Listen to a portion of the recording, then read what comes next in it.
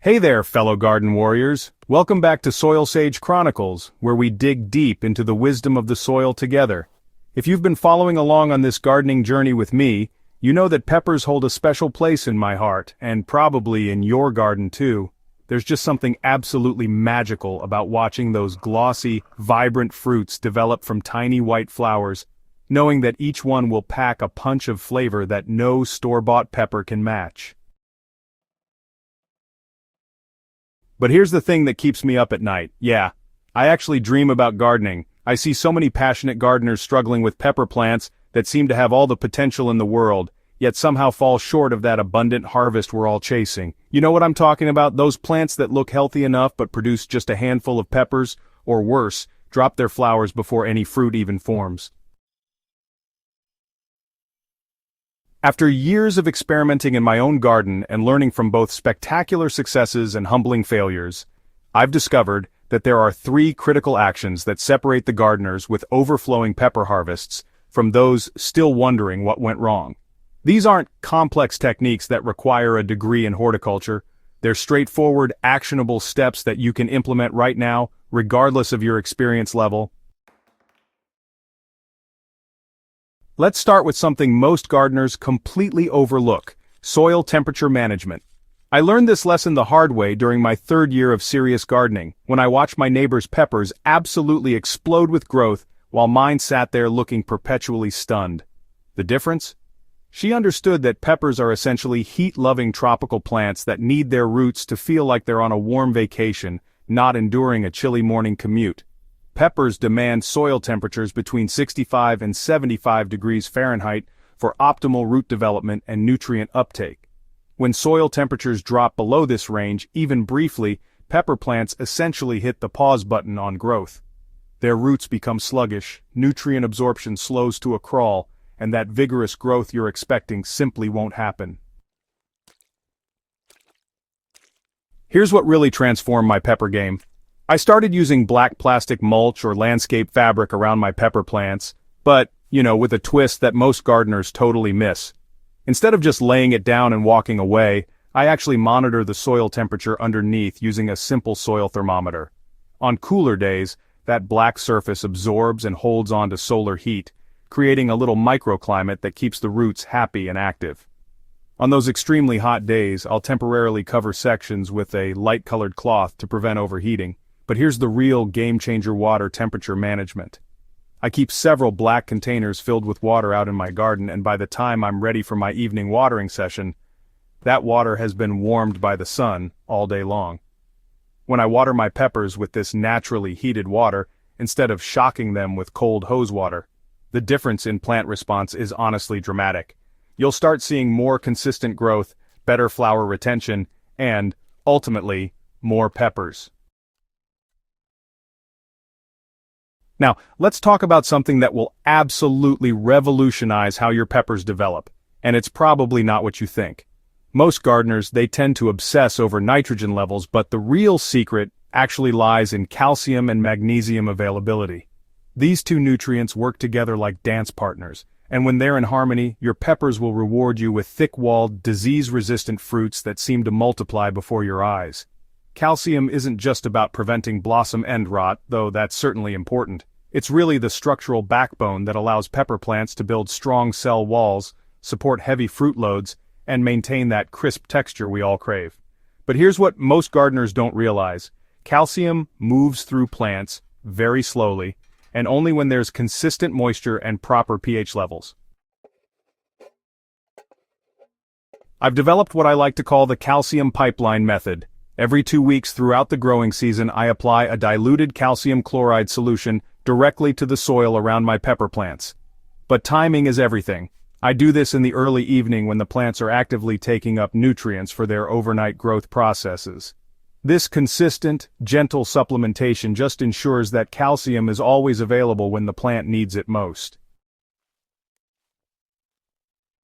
Magnesium is calcium's essential partner, and it's actually the central atom in every single chlorophyll molecule. Without enough magnesium, your pepper plants just can't photosynthesize efficiently, which means, a lot less energy for fruit production. I learned to spot magnesium deficiency pretty early on. It usually shows up as yellowing between the leaf veins, and it starts with the older leaves first. But honestly, why wait for those deficiency symptoms when you can just stay ahead of the game? My secret weapon is Epsom salt applications, but not quite the way most gardeners tend to do it. Instead of just sprinkling it on the soil, I like to make a foliar spray using 1 tablespoon of Epsom salt per gallon of water, and I apply it during the coolest part of the morning, when the leaf pores are most receptive. This way, you bypass any soil pH issues and deliver magnesium directly where it's needed most. The results, well, they really do speak for themselves. Deeper green foliage, more robust flowering, and peppers with thicker walls and more intense flavors. Here's where we really separate the casual pepper growers from the true harvest heroes' strategic plant architecture management. Most gardeners either totally ignore pruning, or they go at it with so much anxiety that they barely make any meaningful cuts. But peppers, honestly, they respond to thoughtful pruning and training like nothing else in the garden. The key is understanding pepper plant psychology. Unlike tomatoes, peppers actually want to grow as compact, bushy plants with multiple main stems. But if you just leave them alone, they'll put a ton of energy into excessive foliage at the expense of fruit production. Your job is to guide that energy exactly where you want it to go. Start by identifying your plant's natural branching pattern. Peppers typically form a main Y junction where the stem splits into 2 or more main branches. This is your foundation, and everything else builds from there. Any growth below this junction, what we call suckers, should be removed immediately. These lower shoots steal energy and create unnecessary competition. But here's the advanced technique that most gardeners never learn: selective flower removal early in the season. I know it sounds counterintuitive, but removing the first few flower clusters actually triggers the plant to develop a stronger root system and more robust branching structure. Think of it as an investment in future productivity. Those early flowers rarely develop into the best peppers anyway, and by removing them, you're telling the plant to focus on building the infrastructure for massive production later. Training is equally important. I use a simple stake and soft tie system, but with strategic placement that encourages horizontal branch development. Instead of just tying the main stem straight up, I gently angle the main branches outward at about 45 degrees. This opens up the plant's center for better air circulation and light penetration, while also creating more sites for flower and fruit development. The pruning doesn't stop once fruits start forming. I continuously remove any inward-growing branches, leaves that touch the ground, or growth that creates overcrowded conditions, but I'm always careful to maintain enough leaf coverage to protect developing fruits from sun scald while ensuring adequate photosynthesis capacity. The beauty of these 3 strategies is how they work synergistically. When your soil temperature is optimized, nutrient uptake becomes more efficient, making your calcium and magnesium supplementation more effective. When your plants have proper nutrition, they respond better to pruning and training, developing the strong structure needed to support heavy fruit loads. But timing is crucial. Start temperature management from the moment you transplant your seedlings. This foundation affects everything that follows. Begin calcium supplementation within the first week after transplanting, and maintain that schedule religiously throughout the growing season. Save major pruning for when plants are about 6 inches tall and showing strong growth, then continue with lighter maintenance pruning throughout the season. Remember, gardening isn't just about following rules. It's about developing a relationship with your plants and learning to read their signals. Pay attention to how your peppers respond to these interventions. You'll start noticing subtle changes in leaf color, growth patterns, and flowering behavior that tell you exactly what your plants need. There you have it, my fellow soil sages, the 3 game-changing strategies that will transform your pepper harvest from disappointing to absolutely unstoppable. These aren't theoretical concepts or wishful thinking. They're battle-tested techniques that I've refined through years of hands-on experimentation and countless conversations with successful pepper growers.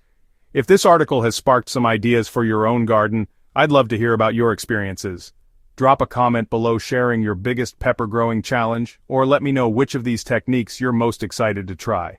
And hey, if you found this helpful, smash that subscribe button and share this with a fellow gardener who could use a pepper breakthrough. Together, we're building a community of gardeners who refuse to settle for mediocre harvests and every share helps us reach another person ready to unlock their garden's true potential. Happy growing, and here's to your most abundant pepper season yet.